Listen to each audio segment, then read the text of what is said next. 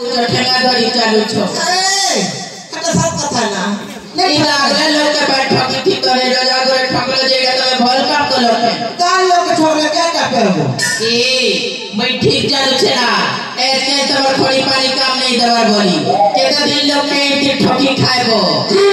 ठकली बोल तो पिंदी चौधरी टाका ने ए ई दुनिया भर का ठकिया रोजा भले गो छते कथा हेबा तमे सेकंड का ठोकू जा बोलछो जागोल के तार मने झिड़ी दो छरे का बने का बंदरी घर के पले गो छतो में इटा तो हमर काम हो भूसकी घना खाइबो चेर तोला चेर दरा खेले का करबी हो आपने हल्की हो हेडेटा हेले का करबी माटी टेकी बोलवाना ये अरे ए हो जा अब तेरे केडू लोग ने आज भूसकी गई दी ए सुनालो ए आई हां रोजा को सुनी टी मखिवे ने के ए नाती पलटुली के देखो को तो हमर जाति कुल बुढ़ा होगे तुई एक फुर्सी आ तो के देखबी के अरे ये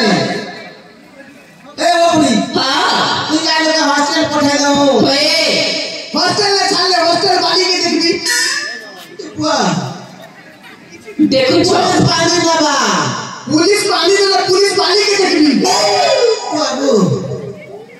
सजे लगे को की साइकिल पछे नहीं पूरा हो बोली इटा साइकिल बोल बुलावा भूती इटा दो छे नाती फॉलो जे आज जदी काट में देख देलो बोले अब आई के बोका रोकबी जा को हु जा जा सुनो बुला ऐसे मारे कुकुटा जा को हु जा सुनो जा को हु जा सुनो जा हमारी मार मजा हमारी मार मजा दुनिया के दीवानिया आई के बोले दीवानिया दुनिया के दीवानिया आई के बोले दीवानिया को हु जा सुनो जा को हु जा सुनो जा हमारी मार मजा हमारी मार मजा